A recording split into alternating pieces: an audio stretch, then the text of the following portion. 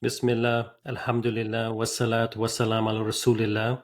I want to welcome everybody to another Believing Academics podcast. Today's topic is going to be about the Palestine-Israel conflict.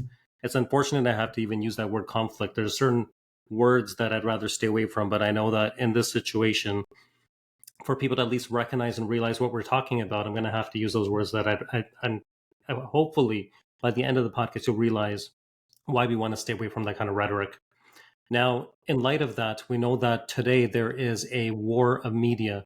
There's a war of perception, changing perceptions, where someone has justified right now, since the events of October 7, the killing of victims, justifying the killings of victims, which are the Palestinians, and supported the perpetrator, which is Israel, in committing not just war crimes, but literally working towards a genocide, of getting rid of a whole group of people.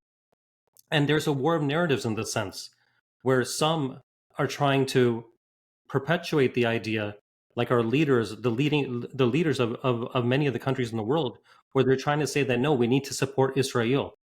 And then there's Muslims and others, and those who are committed to truth, who are trying to counter that narrative and make them realize that killing innocent lives is not appropriate. That killing innocent lives, those people who do it should not be supported. And that's something that we all have to remain committed to. Anyone who has a commitment towards justice, anybody should be committed to the correct narrative, which is to make sure we call out the crimes of the one who's killing innocent lives, getting rid of innocent lives. And we need to be able to stand with those who need that support, which are the Palestinians right now. Now, we know that from the history of America itself, from the very beginning, there's been complicity always in many, many issues. In fact, when we talk about complicity itself, we know that the Holocaust, at the time of the Holocaust, when people were incinerating Jews, what was happening at that time? Do you think there were many people speaking out against it? No. Everybody was in line saying that we don't like Jews, let's kill them. And that's exactly what happened at that time. That's what led to Jews being brought into gas chambers and killed. When it comes to America in particular, we know that they denigrated blacks, they enslaved them, and they put whites on a pedestal, and the ramifications of this treatment even continue to today. There was complicity amongst American elites in advocating for even eugenics, where the poor and the downtrodden were seen to have a defective gene, so they wanted to get rid of all of them through the idea of forced sterilization of them, which was inappropriate itself. And let us not forget that America also invaded Iraq for material gains and set the stage for the making of Al Qaeda and ISIS. But here we are again, all over, repeating these same types of injustices. America gets to get away with another act of terrorism because they know when everything is said and done and we dare look back, when we have literally stood with Israel and we've killed Palestinian civilians, most of whom are children, that when this is all said and done, when we say that let's look back and see what happens, look at the atrocities that were committed, we're going to be too tired as a nation. We're going to say, look, I don't want to hear this anymore. I don't want to talk about this anymore. And that is going to be the way that they're going to be able to move forward and say, the past is the past and let's go on. But in the end of the day, we have to realize that a genocide is right now taking place. We not only need to speak now, but we need to continue speaking into the future as well about this. Now, there is genuine anger, and we have to ask, when will enough be enough? When will we commit to justice, regardless of who's funding us? Now, going back to this issue at hand in general. So here we have a group of people who have followed the textbook recipe for committing genocide, which is Israel. The finality in acting out prejudice is literally genocide. And it was Gordon Allport, in a book that we learned at the Islamic Seminary, who wrote a book on prejudice, and he showed the 5-step process of basically acting out injustice or acting out in a way that causes discrimination that leads to a genocide. The first step is called antilocution, which is to call the other animals and barbarians and people who are unworthy of their lives. The second step is avoidance, that we isolate them, we make them downtrodden. We even build a 50-foot wall costing billions just to keep these people out. Third step is discrimination, that we codify rules. We make rules that literally favor Jews over Palestinians. The fourth is that we physically attack them with constant brutality at the hands of the IDF soldiers themselves, that they can even break the bones of a child for simply throwing pebbles at a soldier. And then we lead to what we see in the process right now, the extermination of a whole group of people. And amazingly, backed by the United States and other major countries around the world. It's the indiscriminate bombing of an entire civilian population. And most amazingly, what's ironic in this whole thing is that when Gordon Allport talks about this 5-step process towards acting out injustice or prejudice, he was talking about it in relation to the genocide that took place when Jews were incinerated during the Holocaust. And it's amazing how the people who were the victims of that, it's almost as if they become the perpetrators of that very crime. We vowed as a nation and we said that never again shall this happen. So here we are on this podcast together as students of the Islamic Seminary, wanting to talk about this issue so we can bring people back to justice. So I'd like to introduce, I would like all of you guys to introduce yourselves. I'll start with myself. I'm Dr. Manu Bansal. I reside in Toronto, Ontario. I'm an eye doctor by profession. And I'm a third/4th year student at the Islamic Seminary of America. But Anwar, let's hear from you. Yeah, so my name is Anwar Arafat. I work as an imam in Memphis, Tennessee. And I'm also a graduate of TISA. Alhamdulillah, and inshallah, may Allah bless you all with graduating soon, inshallah ta'ala. And I'm here just to share, my experience and upbringing. I grew up in Gaza. I lived there for about 10 years. So, yeah. Sohail? Assalamu alaikum. I'm Sohail Bilbeisi. I live in Ann Arbor, Michigan. I'm second generation, so I was born here. My family has lived in Jerusalem, Al-Quds, for generations, and I don't. So I have no legal right to live there. Naveed? Assalamu alaikum. So my name is Naveed, and I live in Buffalo, New York. I'm a second-year student, or I guess 2.5-year student at TISA, and I'm really honored to be here. I'm actually looking forward to hearing from Imam Anwar and Sohail and hearing your first, I guess, live on-the-ground experiences in Gaza, inshallah. And Zoobia? Yeah. Assalamu alaikum. I'm Dr. Zoobia Chaudhry. I am here in Baltimore, Maryland. I'm a physician, internal medicine, and an academic setting. And I've been student with TISA since 2019. So glad to be here. Okay. Jazakallah khair. So I'd like to take you guys through a series of questions that I'm sure that all of you guys have great insight on. As we know that this conflict did not begin on October 7th. This conflict is framed as if, this issue has begun in October 7th. That's justified Israel to do what they want.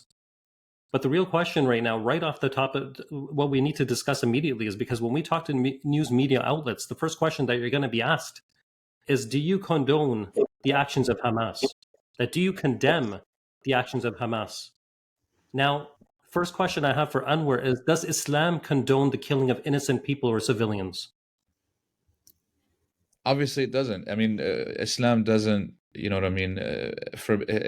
Islam explicitly forbids not only the killing of innocent lives, but even the cutting down of trees, destruction of buildings, harm. These are set out.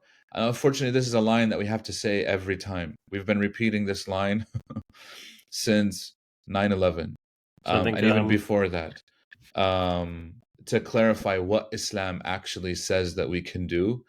I think personally, this is a projection meaning it's a projection of the Christian Judaic narrative of their perspective on their own religion that they then project onto Islam, because they know in their own texts that's actually not what their own religions say. meaning in certain passages are very violent in the Bible, if you look at the Old Testament especially. And they project those onto the Quran, thinking that it might say the same thing, and it doesn't. And trying to paint it as if Islam inherently, as it is inherently violent or barbaric religion. This is a very old trope. It's gone back since it's as old as the Crusades, through colonial times and up until now. We're literally fighting the same battle that's been going on for 1,000 years. So, which is something that I, inshallah ta'ala, during the podcast, I want to expand on a little bit. But as students of history, we know that history repeats itself. And so we can't be fools, or we can't be fooled into thinking that this is something unique that, or I mean, it is unique in its own way, but because history tends to, repeat itself, there's a lot of themes, etc. This is something that's been going on forever. So to clarify, no, Islam does not encourage its followers to take innocent lives or the lives of children or anything else. Plus, a lot of these things have already been debunked, that the Muslims actually perpetrated any of these things. Sadly, the Israeli PR machine is aware of this, and in order to get sympathy from the international community for the atrocities that they're about to commit, they spread these lies about what actually took place on October 7th. And here we are, over a month later, dealing with those repercussions of those lies. And that's something that we're having to deal with. So the question is then, if Islam doesn't condone the killing of innocent people or civilians, then when we're point blank asked if we condemn the actions of Hamas, why are we so reluctant to answer this question? Can I pitch in? Yeah, sure, Naveed, go ahead. So I don't like the question to begin with. The question is bigoted, racist, and Islamophobic at its core. Because why don't we go around asking every Christian, do you condone the actions of Hitler? Because essentially it was a religious motive that he had, a religious and racist motive, right? That he had.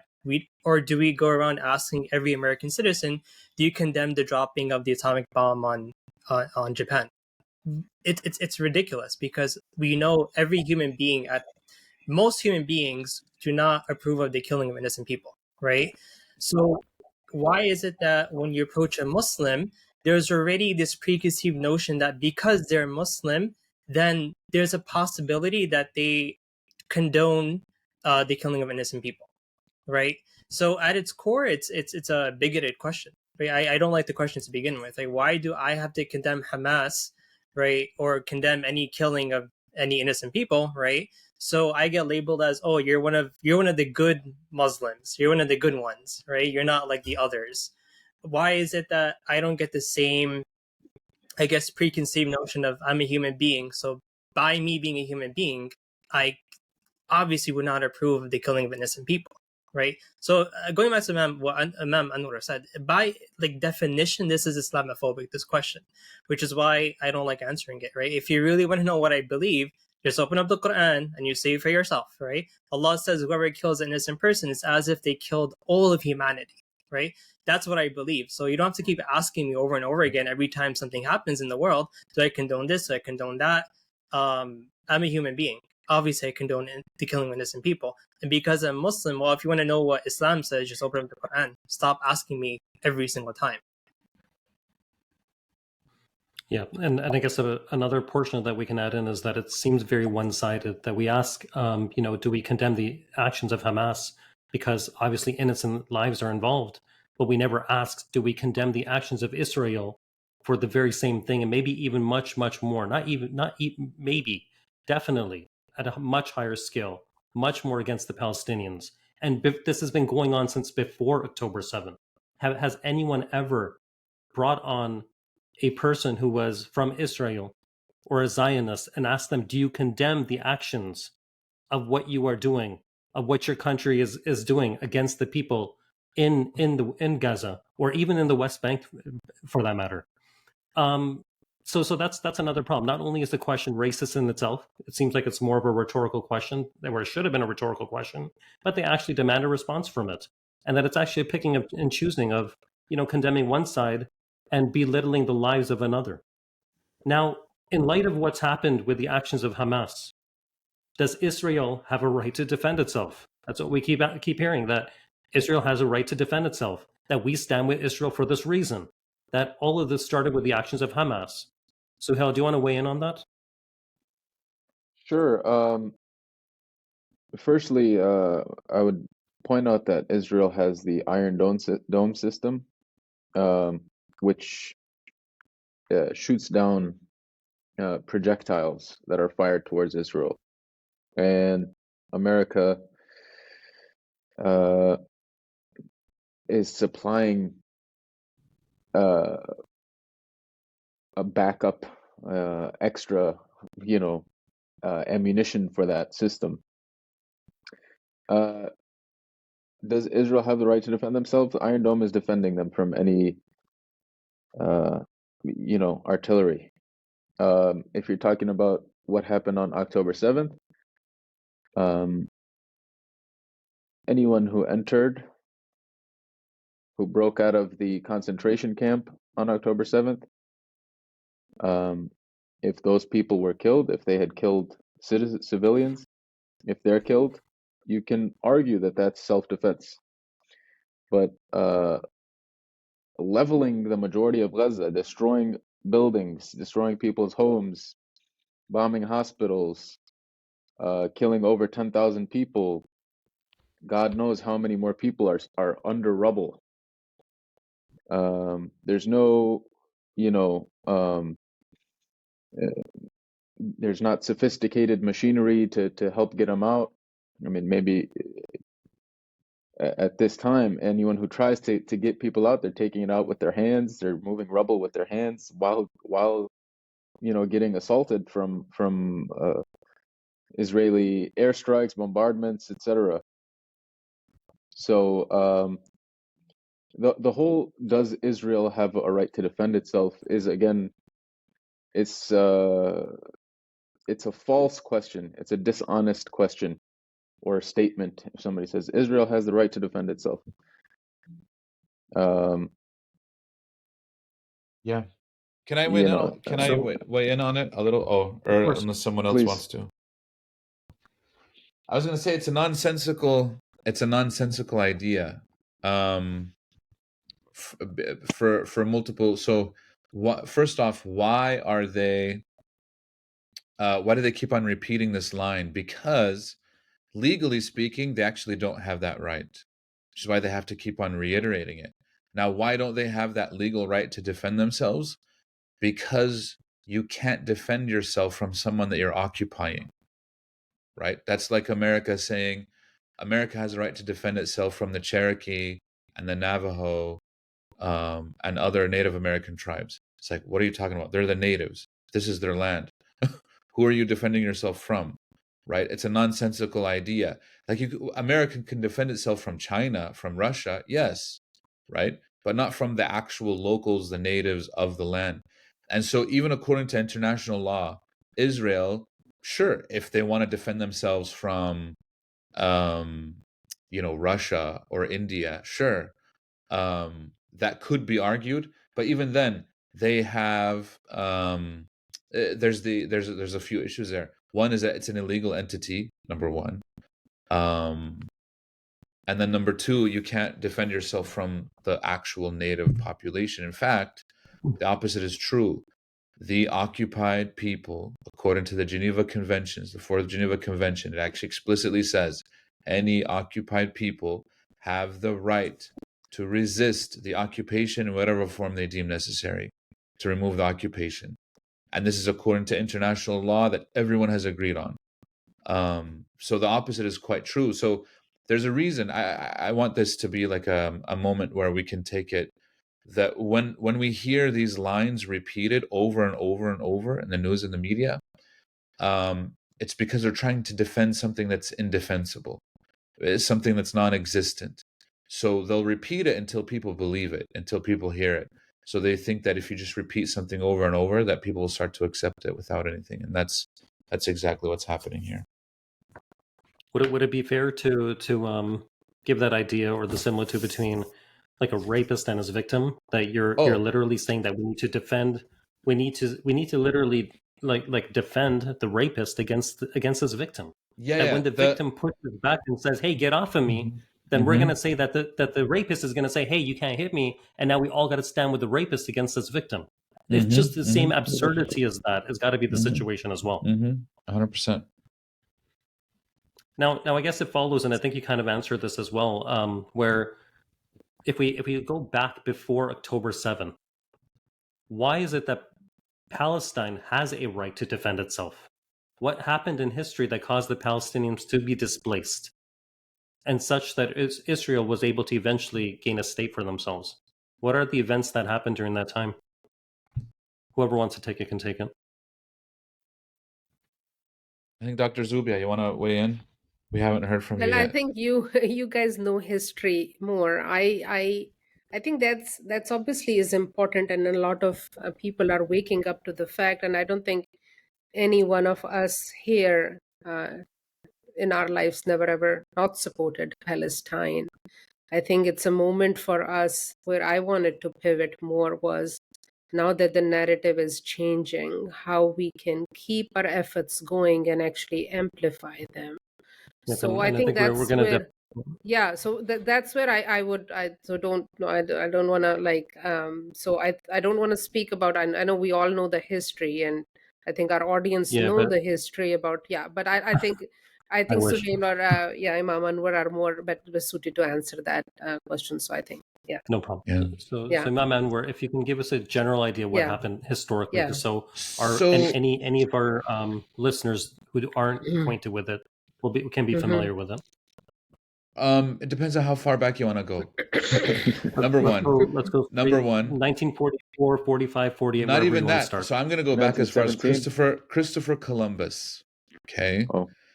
Christopher Columbus, one of his actual goals, there's a whole book on this. His actual goal was to also find a route to Jerusalem. He was trying to revive the Crusades. Remember, his whole campaign was on the heels of the Spanish capturing exactly Al-Andalus from the Muslims, the last emirate on the coast, and they expelled those Muslims, and the Inquisition was starting, all those things. And so one of his goals was to reconquer Jerusalem.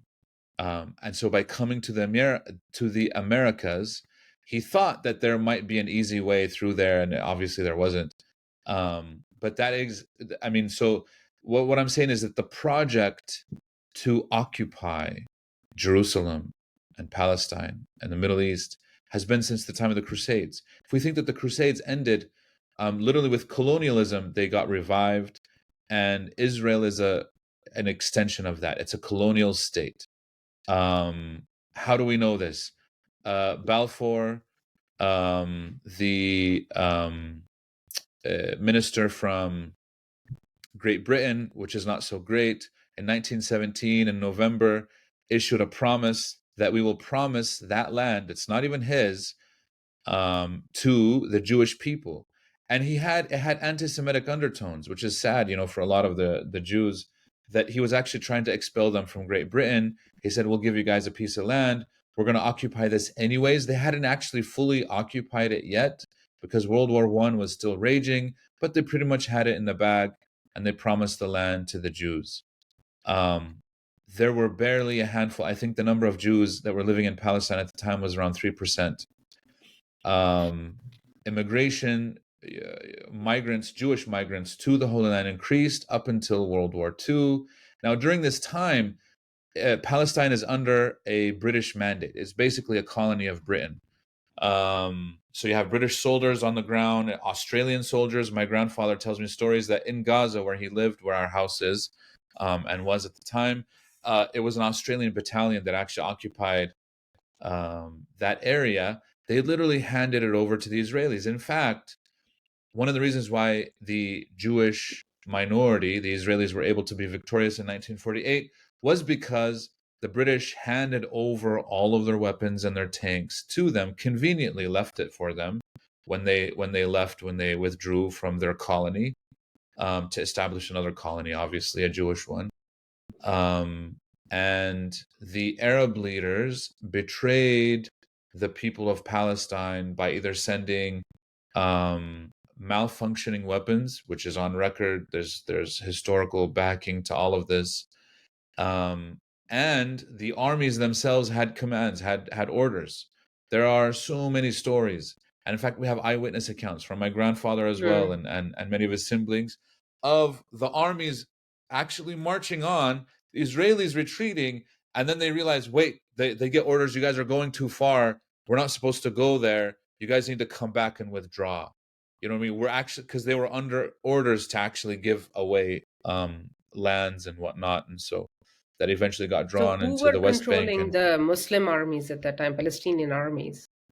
no, seven Arab countries Okay. sent Yeah. armies. There was an Iraqi army, a Jordanian Okay. army, an Egyptian army, a Lebanese army, a Syrian army, right? Even Saudi Arabia sent a little bit.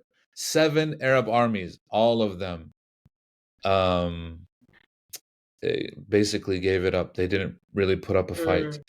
Yeah. And they were all under orders, which tells you, the thing is, history repeats itself. When Salah ad-Din al-Ayyubi, may Allah have mercy upon him, when he started, sorry, my Siri is talking over here. When Response to Salah ad-Din. yeah, that's amazing. I didn't know that. So when he started to reconquer Jerusalem, he had to start his campaign with Reformation, which he was a part of, right? He was a part of that Reformation, bringing about a whole generation of Muslims that were proper Muslims, right? They weren't just Muslims by name. These were people who prayed. They were dedicated. They were, you know what I mean, like soldiers of Islam before they were actual soldiers on the battlefield.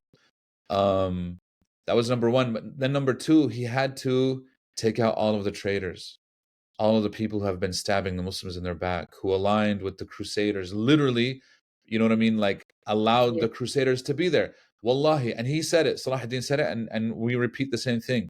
If it weren't for the betrayals of the leaders of the Muslims, there would be no way that a state like Israel could exist. It wouldn't be possible for them to actually take over Al Masjid al-Aqsa. I'm not here to like vilify all the leaders. Some of these leaders are like, they're under such extreme circumstances, you almost pity them in some cases, because like if you think about a country like Egypt completely flipped what they can and they cannot do. Like if let's say, for example, the current president, who is already, I mean, he's been an agent, you know what I mean, of the West for a very long time. This is where very well known and documented and established. Let's say he wakes up one day and he says, you know what, screw this. I can't keep on selling my soul. I'm going to actually, you know, do something. I'm going to change things. And he decides to go against the West. Well, since the way that the Egyptian economy is set up, he can't even do that anymore. If he does that, his people will go hungry. They'll starve. They stopped in Egypt. They stopped growing wheat a long time ago, which is the actual staple of the people there. They import it all from America.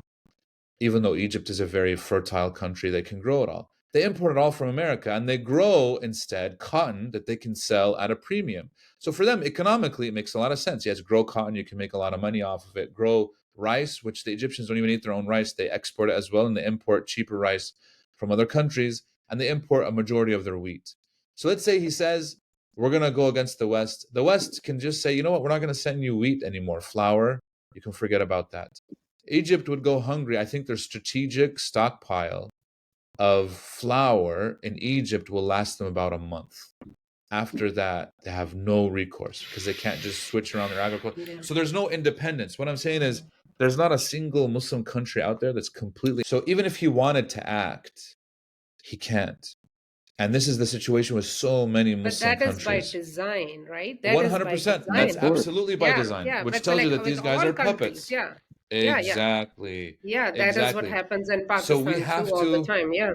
We have to, so it's not just that we have, you know what I mean? Like, it's not that they're just treasonous. It's that they can't even act if they wanted to. You know what I mean? Like, we're so dependent and reliant on the powers that be, it's almost, you have to, you know what I mean, change. I'm a person that's hopeful, and I do hope that changes can come sooner than later. But if we're following the model of Salah ad-Din, we still have some ways to go. But Imam Anwar, one thing to interject here, that thing, I think, I don't know if after this it will change, that we know the tentacles are so deep and this is all by design, but at the end of the day, we look towards the same powers for approval and change, right? And that is, I don't know if it will ever, it should change, but that's how it is now, right? uh, we know that how the human rights and all that is set up, and it's very evident now. But then when there are any violations of human rights, that's where people come and appeal. And the other thing I wanted to ask you, that do you think they're on, and I know it's by design that the projection is that it is a conflict between Muslim and Jews, and it's not it's not really by design. It's a conflict that has been created by actually the Christians of the European Christians of that time, actually, against the Jewish people of Europe, right? And I think so. What do you say about that? I'm just curious, because that keeps coming up and again, Muslims versus Jews. Yeah, Muslim versus Jew. I mean, alhamdulillah, we had some Jews that were protesting with us, in the recent protests at DC, when 300,000 people showed up. It was amazing. And I know a lot of you were there. I think all of you were there, correct? I think everybody was there. Clearly, not every Jew is a Zionist. Clearly, not every Jew hates Muslims. Obviously, Islam does not hate Jews either, nor is that actually part of our religion. This conflict tends to be phrased as a religious one. At its core, it isn't a conflict between religious groups at all. It's a conflict between an occupier and an occupied people. It's as simple as it is. You have a group of people that stole the natives' lands under whatever pretext, and here we are, 100 years later. This isn't, you know what I mean? Like, it didn't even start at 1948. Even 1917, it didn't start. The Zionist project started in the 1880s and the 1890s is when it really started to gain steam. And it was set up to steal someone's land. It's funny that initially on the list of countries that they wanted to settle in was Argentina, Uganda, some other ones, and obviously Palestine. The reason why Palestine wasn't even at the top of the list at the time was because a majority of Jews held on to that traditional opinion that we're forbidden from actually gathering there in Palestine. That's a biblical thing. That's not something that we can actually push, which is what a lot of Orthodox still actually hold on to.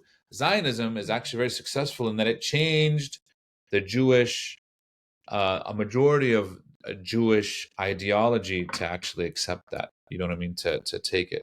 And they reinterpreted a lot of the verses and a lot of the things that were there. So, yeah. Imam Anwar, if I can, how would you respond to those who say it's their God-given right, like that God gave them this land, and this is a Jewish belief, and it's from Scripture? And how would you respond to this? Look, so I would respond from a few different areas. The people who say that, which is very ironic, live in a secular society. And in secular society, that's not an argument. I can't say, yeah, God spoke to me. I can't use that as an argument for anything. God spoke to me, and therefore I can do this. It doesn't matter if God spoke to you 3,000 years ago, 5,000 years ago, or yesterday. It's not a valid argument for anything, right? That's not how we function in this day and age, especially, you know what I mean, in by their own rules, which is, the secular society. So that would be one way of tackling it. The second one is that, yes, let's say, okay, yes, God did promise it to you. That was at the time of Moses with Yusha, you know what I mean, Ben Nun, Joshua. That expired because you guys got expelled not once, but twice by God's decree. So who are you to force, you know what I mean? Like, yes, God promised it to you not just once, but twice, and both times you guys got expelled. So it's not a valid argument, which is why they had to come back and take it by force, and they did. They were successful by force. But that brings up the question, how do the native population actually get it back? And that's going to be a difficult thing to answer. So I guess some of the Ayuba, go ask Mama. Can I quickly Sorry, my son is the interrupting. history Go issue? ahead. So in case that some Go ahead, people Manu. aren't aware, after the Balfour Declaration in 1917, Can you guys hear me? yes. Oh, Manu, you were going to ask a question. Go ahead. Sohail's talking right now. In I can't hear 1948, him. in 1948, when they came in, they claimed later on that there was no people here. This was what was their line? A land without a people and a people without a land. So the Jews were the people without the land. Palestine was the land without a people. And one example of the villages that they entered, they came into a village and killed everyone in the village and put people in the well. They put the dead bodies in the well of that village.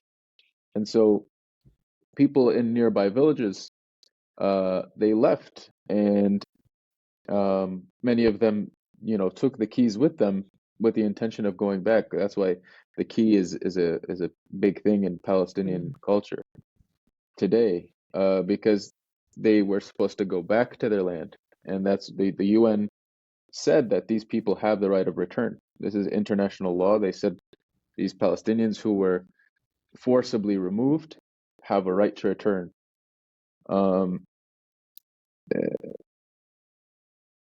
Now they're claiming that nobody was there. I mean, why is there now, Palestinians in all over the world? Why is there a diaspora? Because that happened. So and those are all points that are so easily refuted. Like how is it a land without a people, right? And then here are the Palestinians that have been forced to occupy a small strip of land. So right from 1948, we have literally Israel being handed 55% of the country. You have the Palestinians only getting 45%, and like if that wasn't enough, you have the Jews at that point already trying to get more land than they were even assigned. And until finally, all the way into 1967, when they even acquire the Sinai Peninsula, Gaza, and the West Bank, and that officially becomes occupied territory. They're literally living under occupation. Now, East the question Jerusalem is, as well. Yes, exactly. Jerusalem as well, which was supposed to be no man's land, where no one was supposed to have control over it right from the beginning, and now obviously we know what is and how things are now. But now that we know that this is definitely occupation, this has been written by the UN as occupied land, an undisputable fact. Some people don't know what that means. What does it mean to actually live under occupation? Can somebody give me some insights? Maybe if you have some family who live there, what do they experience? What do the Gazans experience? What do even people in the West Bank